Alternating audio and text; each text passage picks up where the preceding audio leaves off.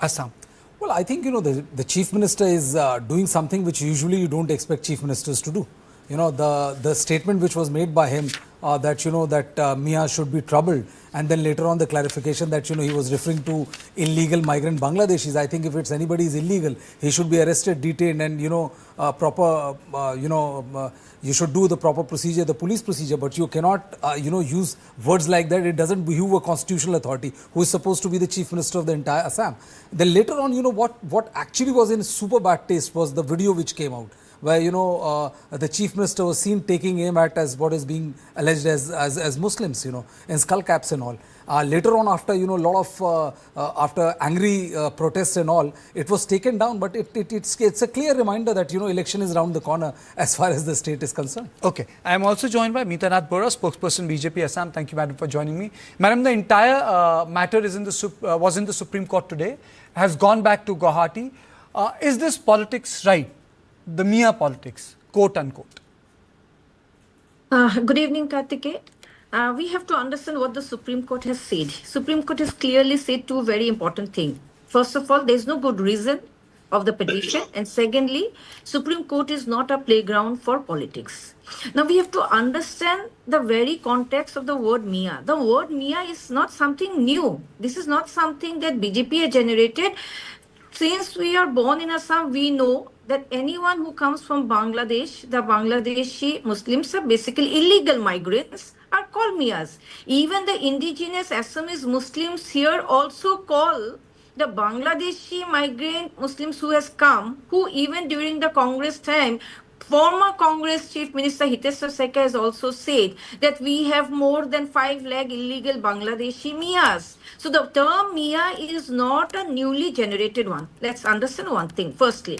Secondly, since 2025 June, July, we know that an eviction has been going on, and the eviction of those Bangladeshis, most of them who are Miyas, who has come across the border and has encroached upon our religious, spiritual, Shatro land, government land, VGR, PGR, forest land. So the eviction has been going on.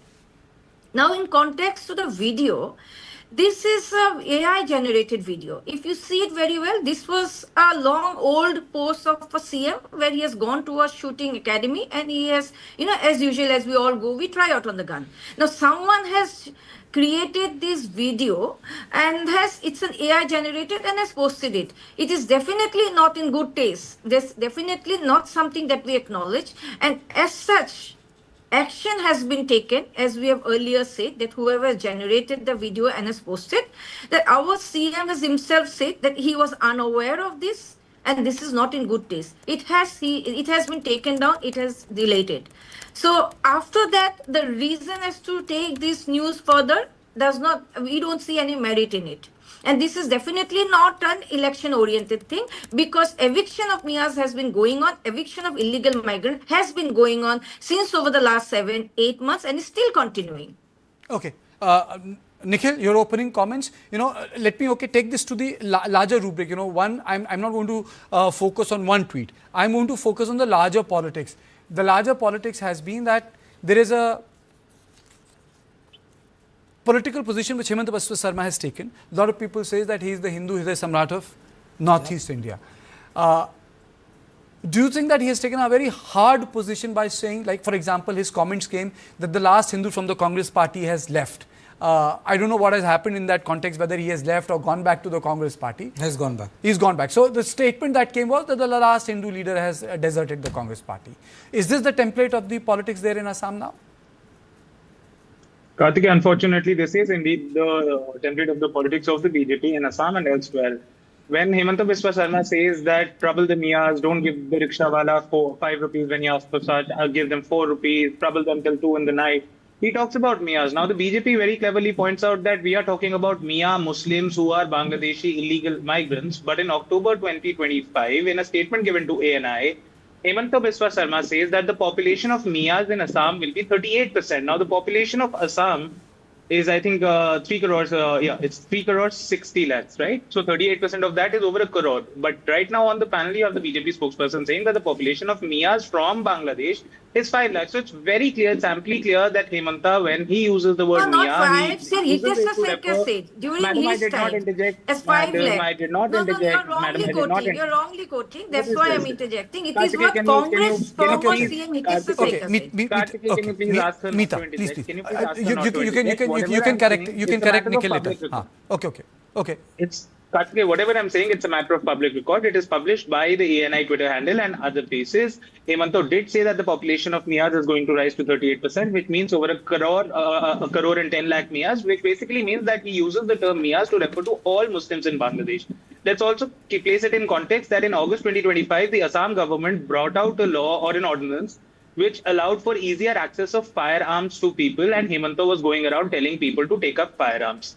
Now, the thing is, when the opposition parties are approaching the Supreme Court in a fair court, in a fair country, in a democratic country, you would have expected the court to reprimand this individual who holds a high constitutional office and tell him not to make statements like this, perhaps even open an inquiry against him. But what do we see the court doing? The court is pushing the ball to the Gauhati High Court. And they're saying you can't jump the procedure like that. But I'm sorry, that is not how it works in the Supreme Court. You look at the Aadhaar matter, the citizenship amendment matter, the electoral bonds, Rafael deal, a whole bunch of matters were directly filed in the Supreme Court, and the Supreme Court entertained them out of turn or without following the due process. When as a lawyer, it's unfortunate for me that when the history of this court will be written, this court will not just be seen as an executive court, it might be seen as a political court where the Chief Justice of India doesn't shy away from making very political remarks from the bench against the leader of opposition. But when it comes to somebody from the ruling party, he simply asks the lawyers and the petitioners to follow the process of law. What Hemanta has done is blatantly illegal and unconstitutional. And last point I would like to make, the political parties, because of their vote bank compulsions, cannot say that even if that statement is against Bangladeshi illegal immigrants, you cannot make statements like this. But we would have expected a court to make it, because at the end of the day, even if these people are illegal, they cannot be persecuted in India like that. Article 14 applies to every human being and not just citizens. Now, this is something the politicians will not say, but we expected the court to say. But the court has chosen to remain silent, and this is rather unfortunate. Okay. Meeta, first to you, because you wanted to say something, and then I have a question for Brijesh. Yeah, I think it is taken out of context, because as we said that the video is an AI generated video and there is no action on Miyas as such. Whatever action is happening, it is legally those who are encroachers. Now let me put it very clear. If you look at the term that in Assam BJP has been there since 2016, the number of beneficiaries who are from, because there is a tendency of the opposition, and one of our panelists who is saying that this difference, because we from Assam, we know that even our indigenous Muslims are against these Bangladeshi Miyas. Please be very, very clear about it. It's not just a BJP thing. Our indigenous Muslims who are Assamese Muslims are also against these Miyas, because these Miyas has also been threatening our culture and our society.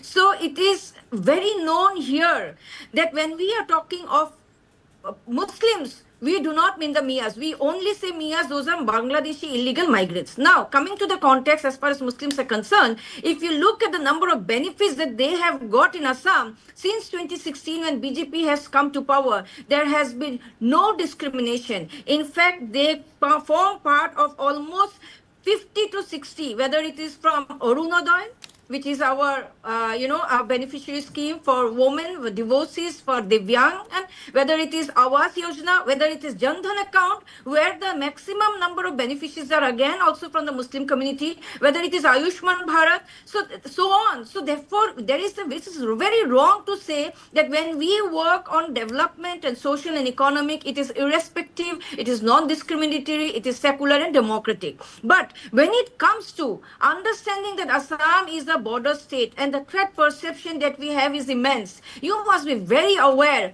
Does the previous government in Bangladesh, Muhammad Yunus, in recently when the Pakistan, the army had gone to Bangladesh, he had shown him a map of Bangladesh which included the northeast. So you have to understand that they have an agenda. Whether that agenda is through land, through illegal migrants, and which we also call as land jihad. So it is very much there.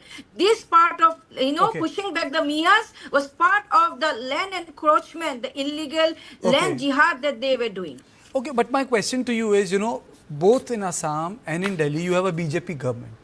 I mean to say, there is no third government. So the And in the illegal case of, immigrants even can in the be case stopped. of that, See, that gun Kartikeya shooting ji, AI generated. everyone used to say before 2016, when will the Congress take action on the Bangladeshi Muslim? Hitesh Soika, Congress CM, has himself said in the assembly floor No, my, that que- no, my, Assam is Meeta, my flooded question with is, you have been in Bangladeshi power. migrants. BJP But has then been no in one power was taking action. in Delhi Now from when 2014 Himanta and Biswa Sarma BJP is has been in taking power in action, Gauhati from Kartikeya 2016 ji, only. when Himanta Biswa Sarma I'm is just taking saying, action, so see, why the are issue we of pointing illegal fingers? immigrants should not arise because now you are in power in both Delhi and Gauhati. You have the tools to stop illegal immigration. What we are doing that.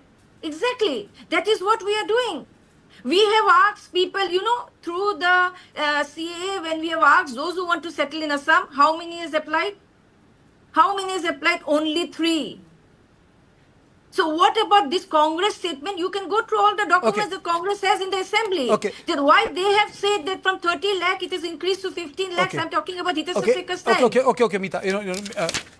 In 2016 when Ram Madhav was in charge, if I recall it correctly, I think the slogan was Khilonjiya Sarkar, and they came to power on this issue. Do you think that this whole idea of Khilonjiya Sarkar is still working, the government of indigenous, and that is the reason why Himanta Biswa Sarma continues to speak on this issue?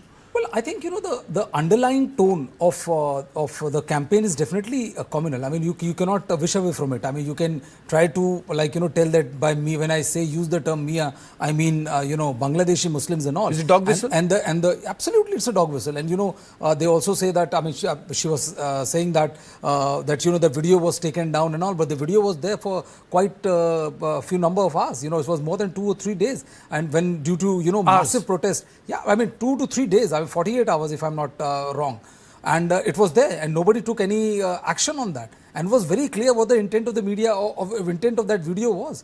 And so only after public outrage, and people start threatening that we will approach the court, we will file the case, and the cases started piling up, then someone from the BJP social media team was removed and saying that he was the one who did it on his own and all. But the underlying tone is absolutely clear. I mean, you have to be extremely naive to believe otherwise. Okay, I'll take a closing comment from Nikhil. Nikhil, you see, in Assam, Himanta Biswa Sarma has set the tone for the elections. Do you think that the Congress has the capacity to match up, whether you like it or not? He has positioned himself as the Hindu mascot. That he has. In Assam. I mean, so you can agree, disagree, but that's what he has done there. Kartikeya, I honestly feel that the kind of politics Himanta is playing, that is not something that even the Bangladeshi Hindus really ascribe to. I don't think the average Hindu in the country or in Assam is as communal as Himanta Biswa Sarma pretends to be, number one. Number two, when my friend from the BJP says that indigenous Muslims in Assam are against the Bangladeshi Muslims, she's very correct. But the fact of the matter is that indigenous Hindus, Muslims, and every Assamese is also, and at least most Assamese, are also against Bangladeshi immigrants who are non-Muslims, which is why you might remember that when the CA and RC protests happened, across the country, people were saying that these are exclusionary. But in Assam, people were saying that we do not want to give citizenship to either Hindus or Muslims. Take this back. They are encroaching on our culture, whether it's a Bangladeshi Hindu or a Bangladeshi Muslim. And lastly, she also says that maximum beneficiaries of government social welfare schemes are from the Muslim community. I really don't know what sort of government BJP is running in Assam, because 60% of the state is Hindu. Then how come a majority, the majority Hindus are not the maximum beneficiaries, but the minority Muslims are? It goes by those who are in the BPL category and those who are seeking and applying for the benefits. Lastly, on the point of immigration, madam, your ministers on the floor of the parliament have said that there are over 2 crore illegal immigrants I in the country. have to excuse myself. You've not even removed 2 lakh. I have really identified even 2 lakh or deported even 2 lakh. You made your point. Thank you all of you for joining me. I've really run short of time. A little bit, what you can say is that the mismanagement of time on my part in context of debates, but other days, so it's time for 1.3. And this is about the NGT clearance of rupees 92,000 crore of the Great Nicobar project.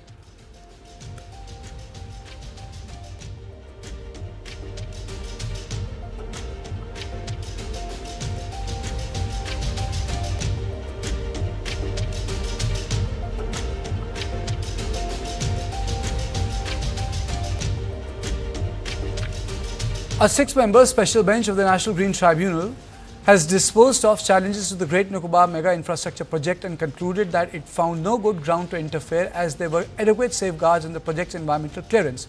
The bench noted importance of the project, especially the strategic importance of it.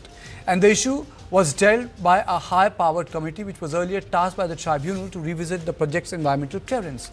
While disposing of the batch of petition, it directed full and strict compliance with the conditions and it said they must be implemented, which is environment protection.